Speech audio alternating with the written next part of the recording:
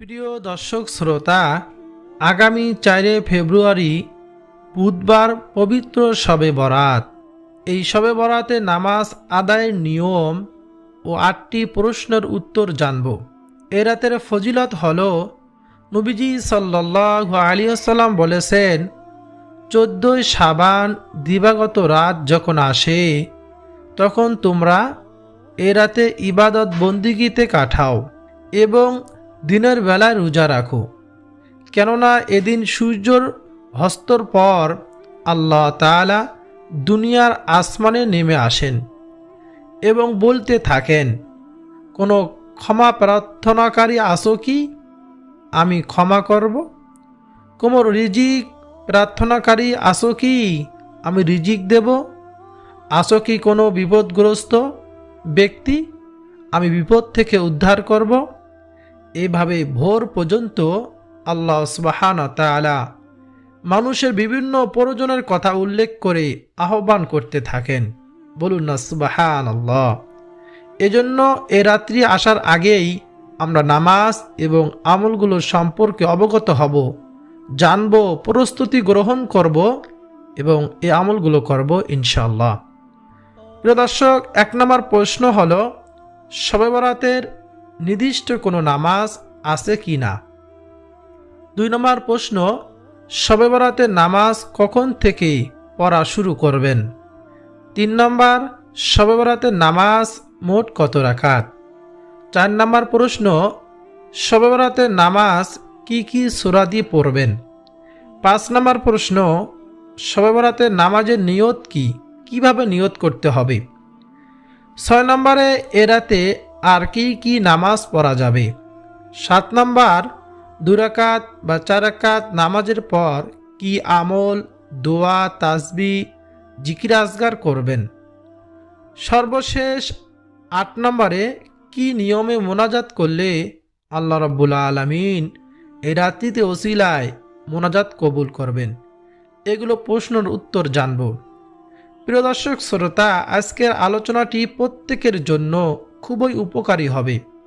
প্রিয় দর্শক, তাহলে চলুন একে একে প্রত্যেকটি প্রশ্নের উত্তর আমরা জেনে নেই।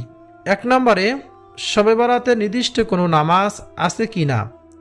উত্তর, শবে বরাতে নির্দিষ্ট কোনো ফরজ, ওয়াজিব বা সুন্নতে মুআক্কাদা নামাজের কথা হাদিসে প্রমাণিত হয়নি। শবে বরাতের রাতে ইবাদতের বিশেষ ফজিলত রয়েছে। এ রাতে যত ইবাদত আছে সবই হলো নফল ইবাদত। তবে শবে বরাতের রাতে কোরআন তেলাওয়াত, তাসবিহ, তাহলিল, জিকির আজগার, দোয়া, ইস্তেগফার এবং নফল নামাজ পড়া যাবে। 2 নম্বরে, শবে বরাতের নামাজ কখন থেকে পড়া শুরু করবেন? প্রিয় দর্শক, মাগরিবের পর থেকেই মূলত আমাদের নামাজ ও ইবাদত শুরু করতে হবে। যেমন ইবনে মাজার হাদিসে এসেছে, এদিন সূর্য ডুবার পর আল্লাহ তাআলা পৃথিবীর নিকটতম আকাশে নেমে আসেন এবং বলেন, কে আসো আমার নিকট ক্ষমা প্রার্থী, আমি তাকে ক্ষমা করব। কে আসো রিজিক প্রার্থী, আমি তাকে রিজিক দান করব। কে আসো রোগ মুক্তি প্রার্থনাকারী, আমি তাকে রোগ থেকে শিফা দান করব। কে আসো আমার কাছে ক্ষমা প্রার্থী, তার গুনাহগুলো আমি ক্ষমা করে দেব। ফজরের সময় হওয়া পূর্ব পর্যন্ত আল্লাহ সুবহানাহু ওয়া তাআলা এভাবে আমাদেরকে ডাকতে থাকেন। বলুন না সুবহানাল্লাহ।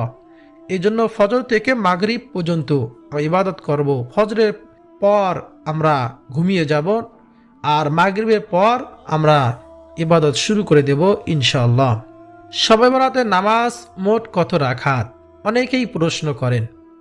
শবে বরাতের নামাজের নির্দিষ্ট কোনো সংখ্যা নেই, তাই নফল নামাজ 2 রাকাত করে যত খুশি তত পড়তে পারেন, কোনো সমস্যা নেই। আপনি চাইলে 10 রাকাত, 12 রাকাত, 16 রাকাত সারা রাত দাঁড়িয়ে দাঁড়িয়ে নামাজ পড়তে পারেন। আপনারা 2 4 রাকাত নামাজ পড়ে কিছু জিকির আজগার, তাসবিহ, তাহলিল পাঠ করে আবার নামাজ শুরু করে দেবেন, তাহলে আপনার বিরক্ত অনুভব হবে না ইনশাআল্লাহ। 4 নম্বরে, শবে বরাতের নামাজ কি কি সূরা দিয়ে পড়বেন? শবে বরাতের নামাজে কোনো নির্দিষ্ট সূরা নেই। আপনি যে সূরা পারেন সেই সূরা দিয়ে সূরা ফাতিহার সঙ্গে ওই সূরাটা মিলিয়ে আপনার নামাজ আদায় করবেন। ধরুন আপনি দুইটি সূরা পারেন, সূরা কুল হুয়াল্লাহু আহাদ এবং ইন্না আ'তাইনাকাল কাউসার। প্রথম রাকাতে ইন্না আ'তাইনাকাল কাউসার সূরা ফাতিহার পর পাঠ করবেন, দ্বিতীয় রাকাতে কুল হুয়াল্লাহু আহাদ এই সূরাটি পাঠ করবেন। দুই রাকাত নামাজ শেষ হলে আবার সালাম ফিরিয়ে পরের দুই রাকাতে এই একই সূরা দিয়ে নামাজ আদায় করতে পারবেন, কোনো সমস্যা হবে না ইনশাআল্লাহ। আপনার নামাজ সহি হবে। কোনো নির্দিষ্ট কোনো সূরা নেই এই রাতে নামাজ পড়ার জন্য। 5 নম্বর প্রশ্ন ছিল শবে বরাতের নামাজের নিয়ত কি?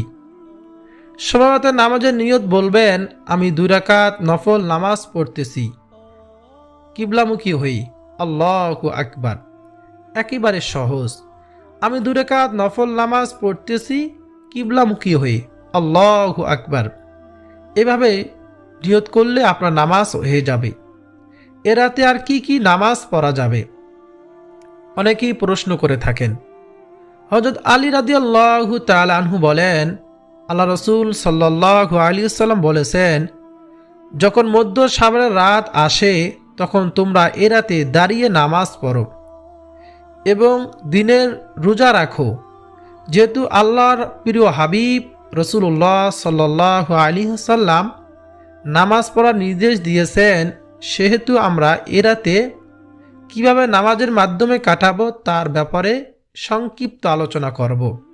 মনে রাখবেন, এ রাতে যে নামাজ পড়বেন সেগুলি হলো নফল নামাজ। নফল নামাজ এটা কোনো ফরজ ওয়াজিব নয়।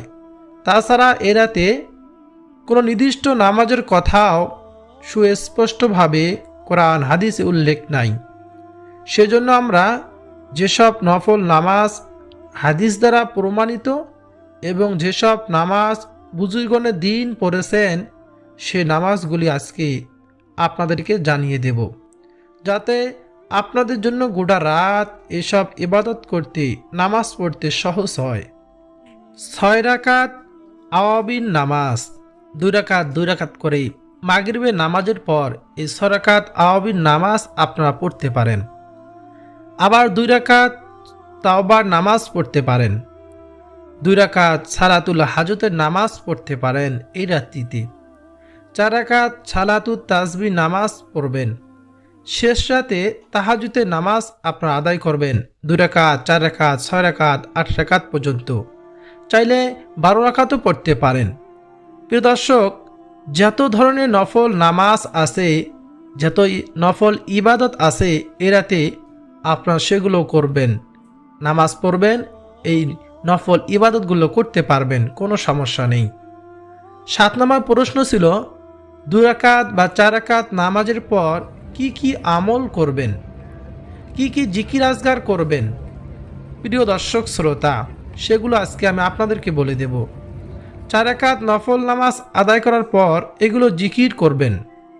100 বার লা ইলাহা ইল্লাল্লাহ, তাওহীদের মূল কালিমা লা ইলাহা ইল্লাল্লাহ, এটা সর্বশ্রেষ্ঠ একটি জিকির।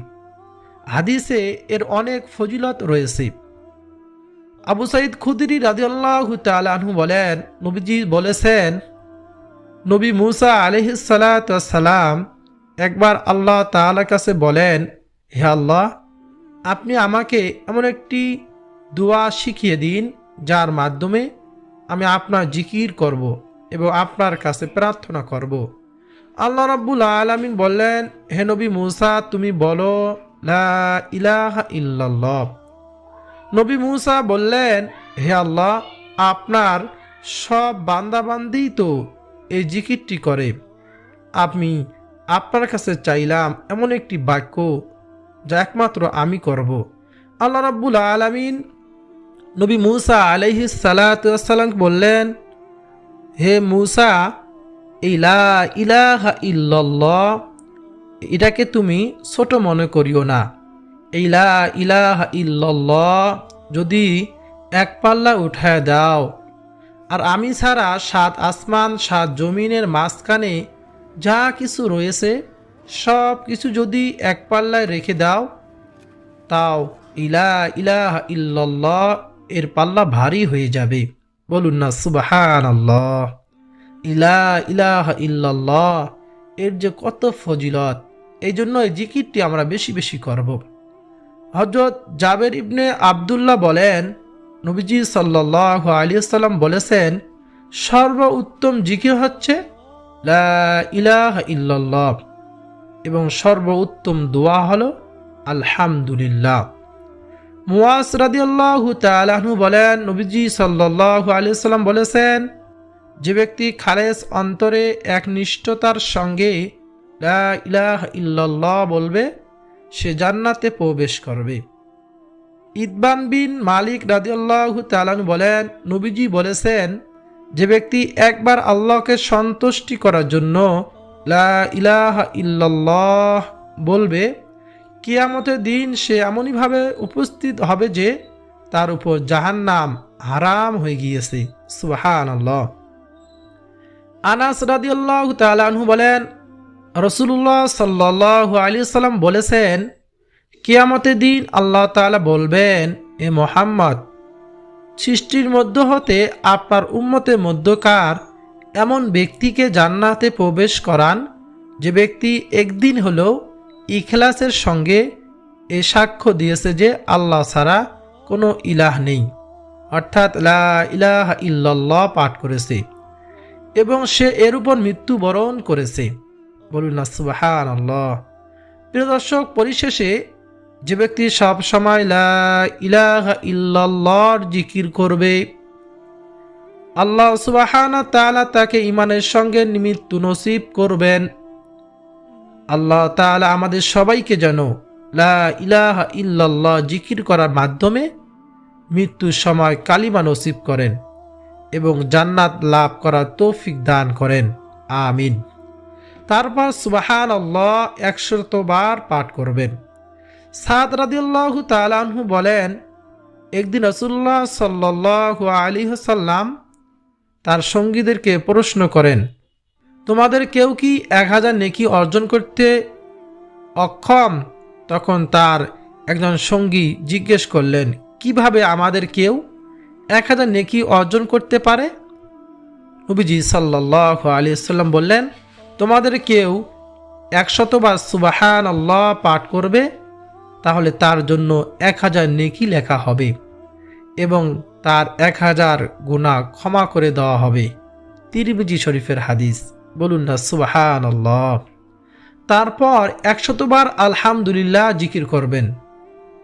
এই জিকিরের মিজানের পাল্লা সব দিয়ে ভরপুর করে দেয় আল্লাহ তাআলা। আবু মালিক আশআরী রাদিয়াল্লাহু তাআলা আনহু বলেন, নবীজি সাল্লাল্লাহু আলাইহি ওয়াসাল্লাম বলেছেন, উজু হলো ঈমানের অর্ধেক। আলহামদুলিল্লাহ পূর্ণ করে মিজান আমলের পাল্লা, সুবহানাল্লাহ ও আলহামদুলিল্লাহ পরিপূর্ণ করে আকাশ মণ্ডলী ও জমিনের মধ্যবর্তী স্থান। মুসলিম শরীফ এবং তিরমিজি শরীফের হাদিস। এই জন্য আমরা জিকিরগুলো করব। 5 নম্বরে 100 বার ইস্তেগফার পাঠ করবেন। কোরআনে ইস্তেগফার করার নির্দেশ দেওয়া হয়েছে। রাসূলুল্লাহ সাল্লাল্লাহু আলাইহি সাল্লাম বেগুনা মাসুম, একেবারে নিষ্পাপ হওয়া সত্ত্বেও প্রত্যেক দিন 70 বারও অধিক তওবা ইস্তেগফার পাঠ করতেন। প্রিয় দর্শক, আমাদের তো গুনাহের কোনো শেষ নেই, যেদিকে তাকাই শুধু গুনাহ আর গুনাহ। তাহলে আমাদের প্রত্যেক দিন কত শতবার, লক্ষ, কোটি বার তওবা ইস্তেগফার করা দরকার, কিন্তু আমরা উদাসীন হয়ে আছি। এজন্য বেশি বেশি ইস্তেগফার পাঠ করব। সব থেকে ছোট ইস্তেগফার আস্তাগফিরুল্লাহ আস্তাগফিরুল্লাহ পাঠ করব। শবে বরাতের রাতিতে আমরা 2-4 রাকাত নামাজ আদায় করে এগুলো জিকির, আজকার, তাসবিহ, তাহলিল আমরা পাঠ করব। হযরত আবু হুরায়রা রাদিয়াল্লাহু তাআলা আনহু বলেন, নবীজি সাল্লাল্লাহু আলাইহি ওয়াসাল্লাম বলেছেন, সুবহানাল্লাহি ওয়ালহামদুলিল্লাহি লা ইলাহা ইল্লাল্লাহ আল্লাহু আকবার। প্রিয় দর্শক, তারপর 100 বার দরুদ শরীফ পাঠ করবেন। যদি দরুদ ইব্রাহিম পারেন পাঠ করবেন, নাহলে সব থেকে ছোট দরুদ সাল্লাল্লাহু আলাইহি ওয়াসাল্লাম পাঠ করবেন। আল্লাহ তাআলা নবীর শানে দরুদ পাঠ করার নির্দেশ দিয়েছেন। পবিত্র কোরআন মাজিদে রয়েছে, নিশ্চয় আল্লাহ তাআলা ও তার ফেরেশতারা নবীর প্রতি দরুদ পাঠ করেন। হে মুমিনরা, তোমরাও তার প্রতি দরুদ পাঠ করো এবং বেশি বেশি পরিমাণে সালাম পাঠাও। সূরা আহজাব আয়াত 56। বলুন না সুবহানাল্লাহ।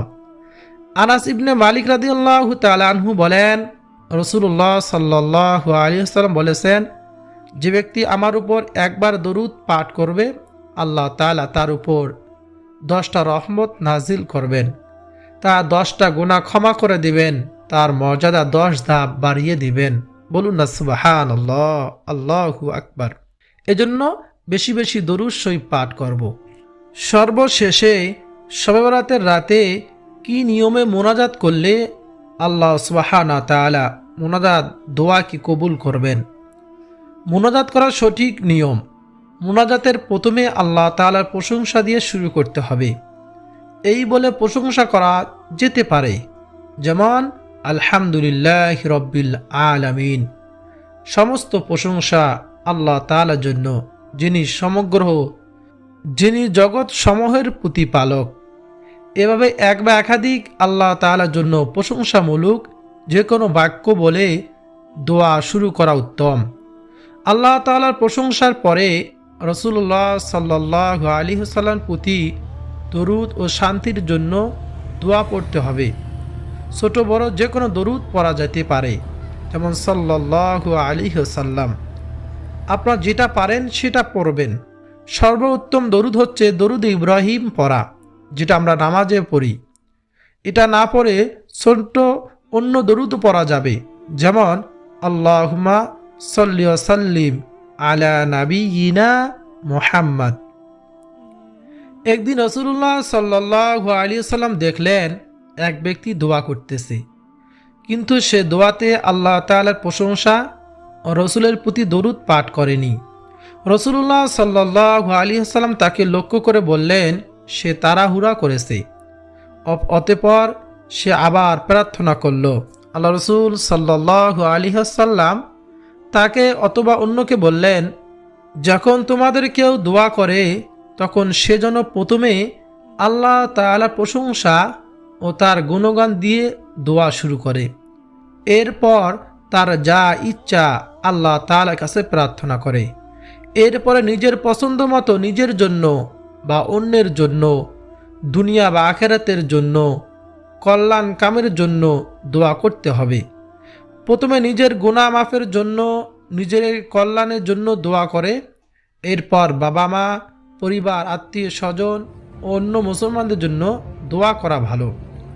সবচাইতে কম কথায় সবচাইতে বেশি প্রার্থনা করার এই দোয়াগুলো রাসূলুল্লাহ সাল্লাল্লাহু আলাইহি ওয়াসাল্লাম খুব বেশি বেশি এই দোয়াগুলো পাঠ করতেন। নবীজি সাল্লাল্লাহু আলাইহি ওয়াসাল্লামের অধিকাংশ দোয়া হতো, রব্বানা আতিনা ফিদ দুনিয়া হাসানা ওয়া ফিল আখিরাতি হাসানা ওয়া কিনা আযাবান নার। অর্থ, রব্বানা আতিনা ফিদ দুনিয়া হাসানা, হে আমার প্রভু, আমাদের দুনিয়াতে যা কল্যাণকর তা দান করুন। অফিল আখিরাতি হাসানা, পরকালে যা কল্যাণকর দান করুন। ওয়াকিনা আযাবান নার, আমাদেরকে জাহান্নামের আগুন থেকে রক্ষা করুন। সূরা বাকারা 201 নম্বর আয়াত। আল্লাহ রাসূল সাল্লাল্লাহু আলাইহি ওয়াসাল্লাম এই দোয়াটি পাঠ করতেন, এজন্য আমরাও পাঠ করব। রব্বানা আতিনা ফিদ দুনিয়া হাসানা ওয়া ফিল আখিরাতি হাসানা ওয়া কিনা আযাবান নার। প্রিয় দর্শক, এই দোয়াটিও পাঠ করতে পারেন। রব্বানা লা তুজিগ কুলুবানা বাদা ইদ হাদাইতানা ওয়া হাব লানা মিন লাদুনকা রাহমা ইন্নাকা আনতাল ওয়াহাব। পিতামাতার জন্য রব্বির হামহুমা কামা রব্বায়ানি সগীরা পাঠ করবেন। রব্বির হামহুমা কামা রব্বায়ানি সগীরা। আল্লাহ তাআলা আমাদের সবাইকে শবে বরাতের রাতিতে বেশি বেশি ইবাদত বন্দেগী করার মাধ্যমে অতিবাহিত করার তৌফিক দান করুন। সারা বছর এ আমল অব্যাহত রাখার তৌফিক দান করুন। কোরআন সুন্নাহর উপর আমল করার তৌফিক দান করুন। আমিন সুম্মা আমিন।